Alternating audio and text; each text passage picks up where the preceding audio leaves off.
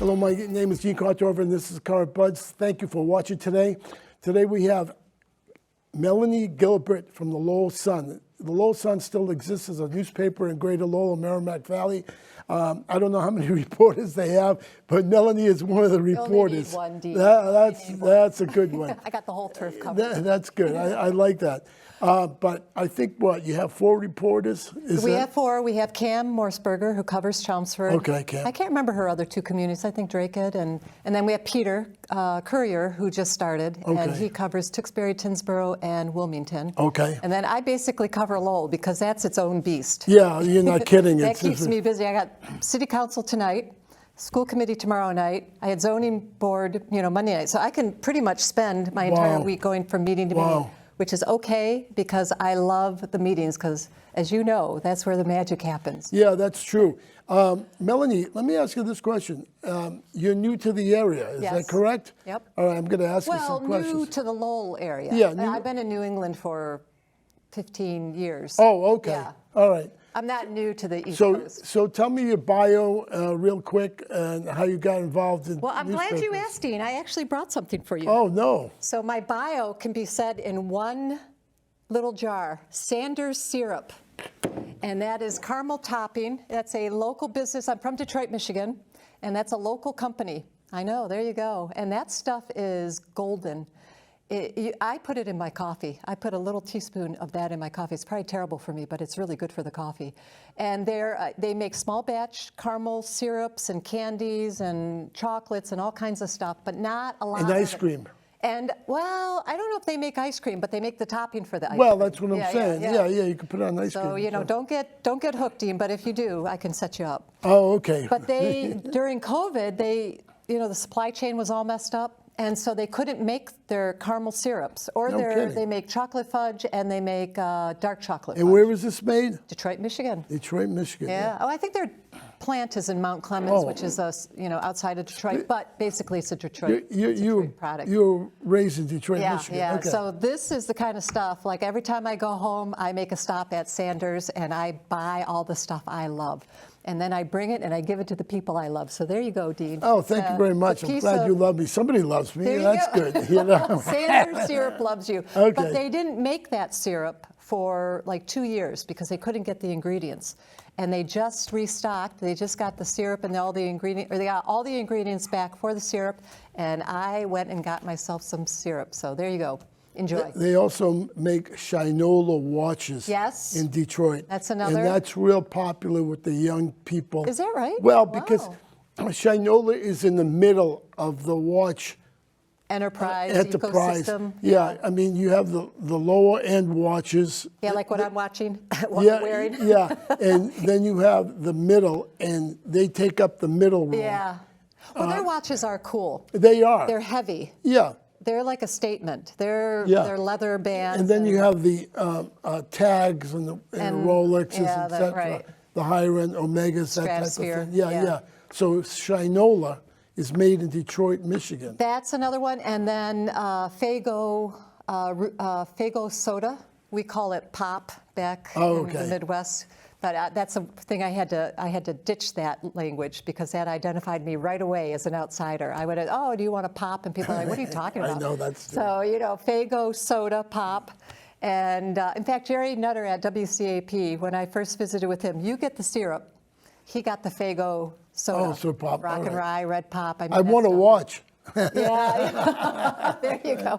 I don't know that they still make it, but they used to have Stroh's ice cream. The Stroh's beer company also made ice cream.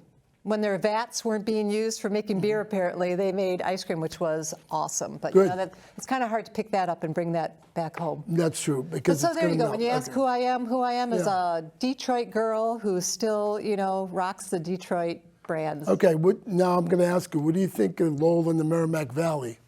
I love it. Okay. Oh, well, there's a lot about Detroit that sort of mirrors Lowell. It's an industrial city, has a lot of those old buildings, industrial buildings. We didn't have them on the waterfront like you did because we didn't use water power. We didn't have rapids. So our plants were built away from the water, which sort of helps in some ways, because we don't have to deal with that whole waterfront revitalization. Right. But you know, the Model T plant that was built, that was miles, because it was literally an assembly line. And so, you know, that sort of stuff is still there and still vacant and still derelict and, you know, hulking. And there are pieces of Lowell that remind me of the industrial past that I am familiar with in Detroit. Speaking of Lowell in regards to the water, a lot of the trees along the Merrimack River are not native to the Merrimack River, and that's a beautiful river, and a lot of people don't see it. A lot of that tree line should be cut back or cut down, in my opinion. But actually, I've noticed that. I'm glad you brought that up because I've been tracking the CSOs, the combined sewer outflows, you know, every time, and we've had a ton of heavy rains lately. That's for sure. And the sewer system can't handle the deluge. I think a lot of people's basements can't handle Well, the deluge. you have two choices: release it into the people's basements, or into the streets, or release it into the river. So of course they choose the river, but that's not obviously good for the health of the river. So we need a long-term solution to that short-term fix. But so I've been trekking along the riverfront, and I've noticed that there's a ton of growth all the way up to the edge of the water. And I thought it was because there had been so much rain that the river height was raised, and that normally it wouldn't look that way. But I don't know because I haven't been here long enough to, you know, sort of suss out It's the a beautiful river. I mean, if you go up the river, Pawtucket Falls it's is one of the amazing. one of the nicest river visually to go up. Yeah. I mean, especially and during it's foliage. loud. Yeah, that's true. And you know what? Behind the Inn and Conference Center, you know, off of Warren Street. Yeah. I don't know what falls that is. Is that the Concord River? It might be the Concord River. But that is shockingly loud and rapid, and you know that's one of the things I like. I think about it's Lowell. one of the canals to the It might river. lead into one of the canals, but it looks like a river. Yeah. It sounds like a river. The Concord River's, I think, a little south of that. Okay. All right. Well, whatever's behind the Inn and Conference Center is majestic, and that's the kind of thing that I find so enchanting about Lowell is that you can turn the corner, and here's this beautiful rapids, and just gorgeous topography. Basically, downtown Lowell is on that island. Yes, yeah, you're right If you about that. really, As you you hear know, the traffic reports every day. It's like Manhattan Island. I mean, you know, Yeah. it's a big city, but you're on an island. Well, and that's the difference. Detroit is a mainland. Yeah. I mean, we have bridges that connect us to Canada, for instance. Yeah. How many bridges connect you to Canada? Two. Two. Okay. Two, and well, no, one. Well, no, two. There's Don't you Port think you Huron, should? Yeah. and then there's the Ambassador Bridge. Oh, I've and then heard there's of the tunnel. Ambassador. Oh, the tunnel. Yeah, which is where the Detroit Free Press runs through. And I'm telling you right now, there are people who probably take up marathoning just so they can run through the Detroit to Windsor Tunnel. Wow. Because normally it's Homeland Security. You're not allowed just to traipse through the tunnel. You have to have all sorts of permissions and stuff. Yeah. But if you're a runner and you're vetted, I like that idea, running through a tunnel. Maybe they could do that in East Boston. Underwater. Yeah, it reminds me of Sturrow Drive. It's very narrow, it's rounded, sort of. You know, I think Sturrow Drive is sort of squared off. I'm sure the casing around it is round. But, you're underwater, man. A long way underwater for about a mile. Yeah. So it's pretty, it's a sort of space odyssey stuff. Let's talk about Lowell High School, the new Lowell High School. They're building I a new thought high you'd school. never asked me. What about Lowell High School? Well, you tell me what's going on there. Well, it's really underway. They're on schedule. I Okay. track that. That's They I joke are on that, schedule. the municipal side of business, Lowell keeps me happy. And I've got school committee, city council, zoning board, school building authority, which is what school building committee, which is the body, that 28-person body that's tracking the rebuild of the Lowell High School, the new Lowell High School. And but municipal stuff is my bread and butter. I just eat that up for breakfast, lunch, and dinner. But the high school is a mammoth project. And it's kind of cool to have come into Lowell at the time that was sort of ramping up. They had done the demolition. I wasn't here for the demolition of the old gym. The old gym, yeah. No, the old Riddick gym. Yeah, they canceled a basketball game because of rain. I heard those stories. Yeah, and that thing was built in 1980, so it's a little sort of appalling. Yeah, but I wasn't here for them tearing down the dentist office, which is where the footprint of the new gym. Right. But I was here for the building of the new gym, and to watch that, and now the continued building of the new freshman academy and the new cafeteria. Are they going to have open house in the school or the new Well, they gym? better, and they better give out bottles of wine for the impact on the community. You know, like there better be gift bags for everybody because it's been a pretty disruptive. I mean, ultimately, it's a good thing, right? But it's still disruptive. And I remember when I was living next to an empty lot, and the owner decided to build on it, and the couple came over and knocked on our door and gave us a gift bag because they were going to go before the zoning and the planning board and, you know, make their pitch to build a home, and knowing that's going to be something that the neighbors will be inconvenienced by. And I thought that was really classy. I thought, well, they might be manipulating my emotions, but man, it worked. And so I don't know if they had Sanders syrup in that gift bag, but they had a bottle of wine and some cookies. Oh, and that some was other, really yeah, nice. it was That's nice. really And nice. you know, I'm sure it was to say, don't show up at the zoning board meeting and be a disgruntled neighbor. But I think the high school has been a good neighbor. I think they've done a really good job, a good neighbor and a good citizen to the students. You know, there were a lot of concerns about the air quality and the noise and, you know, stuff like that. And they moved some of the work, the heavy pounding work to set the posts to the evenings and the weekends, which I'm good. sure wasn't good for the neighborhood. Yeah, but yeah, it was, yeah, you know, yeah, I mean, yeah. it's school. You have to, your first constituency is the students. But it's a beautiful building. It's gorgeous. Okay. Now, there are some challenges, which I've been reporting on, which includes the bathrooms. Doesn't seem like there's Bathrooms in the gym, right? particularly the gym. The gym, which is, I don't even know how many square feet. I want to say like 30,000 square feet, but I'm spitballing on that. There are, I think, 7 bathrooms for See, I mean, each gender, and it's like, okay. every community uses their gyms in the evening or during the day, and in emergencies, hurricanes, flooding. Yeah, that's a good point. Right. There's going to be people staying at the gyms, you know, cots. That's where people. That's a really good point. You know, during the day, the students have access to the student locker rooms or the student athletic rooms where they can use bathrooms wherever they are in the building. They don't have to like just use the bathrooms in the gym. Right. And I believe there are 5 on the main floor of the gym, and then there are 2 at the entrance. So you have to go down those stairs to get to those 2. So boy. there's basically 14 bathrooms for a capacity gym. I believe it can hold 3,000 people. When it fully opens with egress to the cafeteria, right now there's only that one exit, so it's capped at 999. But when the entire complex is opened, it'll have 3,000 people in that gym on those bleachers and 14 bathrooms. Now, they say the cafeteria will have more bathrooms. But if you've ever been to a sporting event, you know, it's a nightmare. especially Remember for potty parity when you were growing up? Yeah. That, you know, they have to build more bathrooms for women because and you they had to stand in line. And you have more populations today, including differently abled people who need quick access to bathrooms. And I know they have handicap, but let's just say out of a crowd of 3,000 people, 300 are differently abled. Well, they could take up those 14 spots right off the bat, and that's not fair to them to make them, you know, go to another part of the building.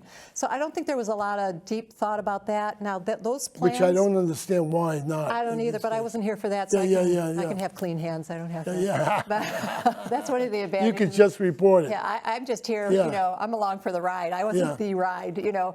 So the plans for the gym, or for the entire high school, were formed in 2016, you know, so 6 to 8 years ago. That's a lifetime ago, Dean, as you well know. yeah, I mean, that's true. so much has happened just in the past 3 years with COVID Yeah, with and now COVID, climate so stuff. in regards to air conditioning and filters. And so Exactly. forth, You that type can't of think thing. about what you're building in 2016, much less for 2000. I think this building's going to open in 2026. You can't even think about 2026 when you're building anything today. And, you know, I'm talking like I'm an expert. Yeah, which I'm yeah, not, yeah, you know. yeah. And that's the beauty of being a reporter. You can pontificate, but and nobody can touch me for it. But I think the high school or any large-scale project like that, you have to build 10 years, 20 years, 30 years out in front of it. And I'm not sure that kind of planning went into it. Why, I don't know. But, you know, we're not going to really write those stories now because that cat, so to speak, is out of the bag. Right, okay. But some of the things that we will be reporting on is how have they addressed the potty parity issue. We won't know that until they, you know, that piece of it opens. That's true. What looks like on paper, you know, in theory, things can look amazing. Are they going to have an elevator in that school? Yeah, they have several, actually. Yeah, they I don't do? know exactly Okay. where they are, but they do. Are they capable of stretcher? In other words, are they big enough to put a stretcher in there? That's a good question, Yeah, Dean. I'm write gonna it have, down. to have to put you on speed Yeah, dial. definitely. When I'm in those Yeah. low. Well, I think all the elevators now, there should be at least one that's capable of having a stretcher. Well, Things you can know, happen even in when I've school. been to, like when I reported on a 101-year-old woman in Chelmsford, and I took an elevator ride up to her third floor. You're right. It was an extended, and they had you those go. in the stairwell. I took the stairs down, and they had those stretchers or something that you can, or chairs that you can bump people down the stairs and use fancy chairs. It was really, should have taken a picture of it. I was super impressed. But yeah, I think these are the kind of things, the world is, if you think the world moved fast in your lifetime, which I know everybody in the 20th century did, computers and, you know, airplanes Artificial and intelligence. interstate highways and, yeah, vaccines for polio. I mean, what the heck? And including world wars. You know, it is sort of interesting, what will the 21st century bring and how quick can we respond to those challenges? And that kind of in-the-moment responses are one thing. That's a big part of my life, is responding to things in the moment. But it's seeing the story around the corner. That is what really makes not only buildings, but careers. Let's talk about the story around the corner. There was a cyber attack in Lowell on April 24th. Yeah. That was kind of iffy in regards to information. As far as I could see, it was a completely meltdown of the whole system, and Still. that didn't come out. And that didn't come out in your paper or anyplace else. Well, we because- had reporting on that. Yeah, I know you did, That but- Tuesday. It happened on Sunday night, I believe, and we got leaked word that the entire system had melted down. Oh, okay. But you're But right. a lot of people didn't know it melted down. To your point, though, that should have been a story that we should have seen coming. Like, if I had the foresight to dig into MIS and realized how porous their defenses were, that they didn't have multi-factor authentication. Like, really, in this day and age, I have it for my credit cards and my bank account. I mean, I have it for my email, for crying out loud. Wow. You know, like, Wow. that stuff is standard. Right. And they didn't have it for anything. That was a shock. And the fault is on me for, I assumed they had all that. And assumption, of course, you know, you make an ass out of you and me. And Right. that is, yeah, definitely, that's a story I should have seen coming if I'd asked some baseline questions about cybersecurity. They had it coming because they were completely, I'm not blaming the victim, but in some ways, they didn't represent well because that system was wildly exposed, and it was an easy pick. Interestingly, I don't think... It's always the TI guys. Everything is going to be okay. Everything Well, is that's gonna why I be did that story with Dave Conway, who used to be on the city council and the school committee, I believe. Yeah, that's and right. he had put a motion in 3 years before, asking about the system security. And the motion response was, we got this. We got robust security. In writing. In writing. Oh, yeah. Wow. Yeah, I did a whole story on it. And yeah, it was a council meeting and a motion response. But you know, what do we know? If, you know, I'm not a heart surgeon or brain surgeon. Someone tells me, yeah, the brain surgery went great. You have to trust your people. Yeah, exactly. So that is an evolving story. Apparently the cruisers do have connection to run plates and addresses and warrants, but they don't have real time. They can't write reports in real time. So they have to come off their shift, or at the end of their shift, they have to end their shift early, go to a precinct or go to the headquarters and write their reports, which they used to be able to do in the moment. They don't have that functionality because the modems that are in the cruisers that connect to the mainframe are broken. Still broken. I mean, well, no kidding. Yeah. So is that also in regards to some of the towns outside of Lowell and Merrimack Valley? I mean. Well, I think, you know, Lowell being hit is certainly a wake-up call for all those communities, that you can't assume that your systems are safe, because these cyber criminals are attacking small towns and big towns. In fact, we had done a story about a town in New Hampshire, which probably had, 15,000 people, and their school system was hacked. So I don't think the hackers are drilling down into the demographics of their targets. No, I don't I think think so. they're just I mean, they sending hit out- hospitals. Right, you know, it's like people who go around and try car doors. Yeah. If it's locked, are you really going to break the window? Or homes. Or homes. Or you're just going to try another door. And you just go down the parking lot, you know, and you find that open door, and then you take what you want. Yeah. And I think that's what, I don't know anything really about cyber security, but my point is that I think they send out these probes to these systems. And if there's an unlocked door, they infect it. It's as simple as Or that. somebody downloads it. Yeah, we have not been able to confirm that, but that is the thinking on the street, that someone opened a phishing But who document. knows? I mean, no Yeah. one's an expert, Right. on computers. I mean, I'm always looking to see, It's hard, yeah. who's legit and who's not legit. Well, but it also raises the question of the cybersecurity on the front end. Like the company that I work for, MNG, not only do we have two-factor authentication, they block a lot of websites before it even gets to me. Like, they block those emails if they think they're suspicious. So, that's part of, I don't pretend to know what the city does or doesn't have in terms of capabilities now, but it doesn't seem like before April they had any sort of Do you think that we're naive in regards to cybersecurity, or expect the bad guys to play nice. play nice? Yeah. Yeah, they're not going to play nice. Yeah. They're not even in this country probably. yeah. They're fishing. It's all about the money. It's all about the money. It's about monetizing the attack, monetizing the intrusion. And I don't know. The city said that they did not pay a ransom. Play was the cyber criminal group that attacked Lowell, and they demanded a ransom to unlock the systems, to exfiltrate the data. They have the data. They took it. They definitely took it. All of it. Well, I don't know how much. Yeah, okay. They released 5 gigs, 5 gigs, I believe, of data, but alleged that they had lots more that they would release, which they have not released. I think they've moved on, but this is me speculating because, of course, I don't talk to cyber criminals. Yeah. So I can't. They're going to them call out. you at the Yeah. Lowell Sun. Speaking of Lowell Sun, in regards to, is there a physical location they're at? No, not anymore. It's a really good anymore. question. I mean, we have in Chelmsford, we have the circulation department where the papers come in for this region. Oh, so is they that right? have physical locations as drop sites. Oh, okay. But it's a really good point. Right now, the physical location is the printing plant for all intents and purposes. Where is that located now? That's in New Hampshire. Oh, I okay. can't remember exactly Because at where. one time it was up in Fort Devens, at Devens. It may well still be there. Oh, That's okay. I'll have to watch this broadcast, make all my Oh, notes, Oh, okay. touching me. Well, I'll let you write it down Yeah, afterwards, exactly. right? But no, we used to have the Sun Building, and then it moved up Yeah. to Dutton Street, which I think are now condos and Yeah, they were businesses or always something. Yeah, in fact, one of our reporters lives there. Oh, is that But the right? Sun sign is gone from the Sun side of that building. So we're all remote, although I'm always on the go. I mean, I'm pretty much live So on. your cell phone is basically the office.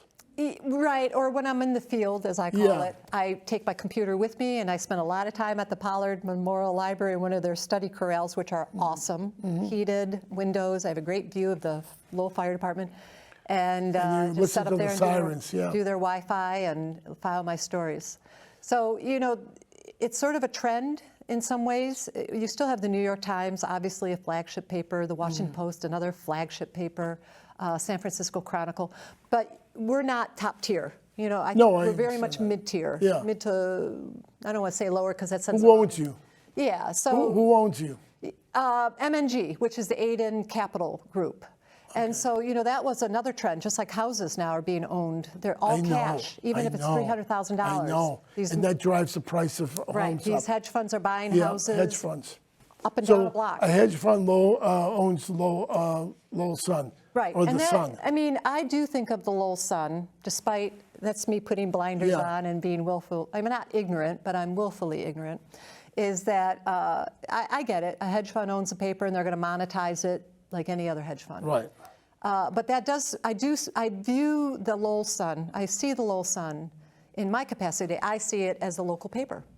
And I think there's a place, I think there's still a place for local papers. As a matter of fact, the MacArthur Foundation just announced that they're going to give $500 million grants to hyper-local papers. Oh, good, I'm And I glad. came from a hyper-local paper, Arlington. I used to write for them for 2 Oh, the years. during Arlington Advocate, is that what it is? No, that went out of business. That was Oh. bought out, and then they closed it. Oh, okay, I'm sorry, I know, I mean- there you go. No, I worked for a super hyper-local. Bob Sprague was the editor, and as a matter of fact, he worked for the Lowell Sun at one time Okay. back in the 80s with his wife. Yep. I want to ask you this Wait, before. there's more on your list? Yeah, more on my list. Do we have time, Dean? Do you know what this is? Let the children guide what the sires have won. Yes, the Chelmsford motto, It's town a Chelmsford motto, and a lot of people think it's sexist because it has the word sire. Yeah. And sire can mean king or You know, I remember these debates. I agree. I think it should be changed. Yeah. Why not? So what? So I just want to bring it up. There are some people in town who... Sounds like a story. Yeah, well, there you go. I Well, mean, you know, when I was coming of age, it was whether you're going to call them policemen or police officers. Like, really? We're having this conversation? Even as a kid, I remember thinking, well, that's dumb. I mean, because I knew police women. or firemen, Firemen versus firefighters, firefighter. flight stewardesses versus Yeah. flight attendants, garbage men Or versus waitresses. sanitation. Right. Oh, Like, you don't call them waitresses or waiters anymore. You call them servers. or wait staff.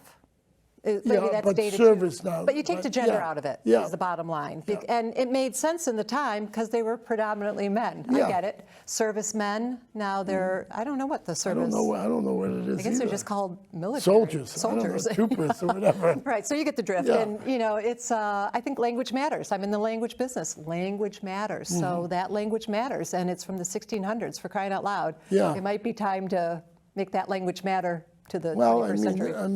there it is. I mean, I want to bring that up. We have, real quick, we have the Lowell National Park Service. Yes, Do you very work- exciting. Julia is a dynamo with the National Park Oh, Service. okay. She's really organized all that. I just read Dick Howe's no, it wasn't a podcast. His Substack. I know he was in Vienna last week or something like that. Yeah, was on he vacation. sends out a weekly newsletter on Sunday Oh, does nights, he? and I Oh, subscribe okay. to it. And he wrote about the history of the national parks in the revitalization of Lowell. Right. That brought federal dollars and really put the city on the map. I have 1 minute. Tom Golden, city manager, he's the... You're saving the best for last, Yeah, Dean? exactly. We're almost off the Killing air. me. Real quick. Okay, what? Tom Golden, how's he doing? He had a rocky start. It's a tough job. Yeah. COVID left a lot of moving parts not moving. He had to not only ramp up the system, he had to fill 76 vacant slots and keep Wow. positions. Yeah, he had a lot. That many, huh? Yeah, it was bad. So in leadership, predominantly. So I think there was a long ramp-up time. I think he's finally finding his groove. I think he Okay. still needs to clean house. Oh, wow. But that's just me talking. Man, he's really You, me, and he's 35,000 really other pro Lowell. I mean, I like him, and he cares about Lowell. Lowell has a lot of money coming into it. $21 million for bridges, $200 million for the Rourke Bridge. What about fire trucks? $80 million. They took care of that. Oh. $80 million from ARPA funds. We're not a little backwater town anymore. Big money means big responsibilities, means big accountability. It remains to be seen whether we're going to be as accountable as the money that's coming Are in. we going to have a new hotel next to the Sanger Center? I don't know. You know, the university has talked about that as part of their East Campus design plans. Because that river should be utilized. Yeah, we talked about that earlier. Right, the ICC has a great view of whatever river runs behind it, Concord or whatever. And, but that's still 3 to 5 years away, for that thing to be built. So in the meantime, I think the ICC is going to be migrant housing. For a It's long just- time or Well, temporarily? until they get a handle on this migrant crisis, for sure. I think it's going to be 3 to 5 years for that as well. Maybe not as long in other communities. I don't know. It depends on the services. Interesting. Well, I just say we have to tie this up. I mean, we have new equipment that we have here in Chelmsford, so thank you It's a for beautiful coming. studio. Yeah, you'll thank have you to very have much. me back. Maybe I'll bring No, some swag. I want you back. I'd rather have you back than on WCAP because, you're in live and live in color. Well, I mean, that's true. Yeah, so- is that good? Is it a good look? Yeah. So thank you for coming. Give a Thank fist you. bump. Thank you for Fist having bump. me, Dean. It's a pleasure. Yeah, I'm definitely. looking forward to it. I know we've been after this for a long time. Yeah, It's it's a little- been months. It I've has been been. tracking You've been you very down. patient while I got my feet wet. I didn't feel like I was qualified to speak to anything until I had a year under my belt. But Interesting. now I have a year, so bring it. Yeah, definitely. So I thank you again for coming on. There's probably thousands of things that we need to talk about, and I'd love to talk about. All right. Well, you got my number. I'm on speed dial. So just... Yeah, definitely.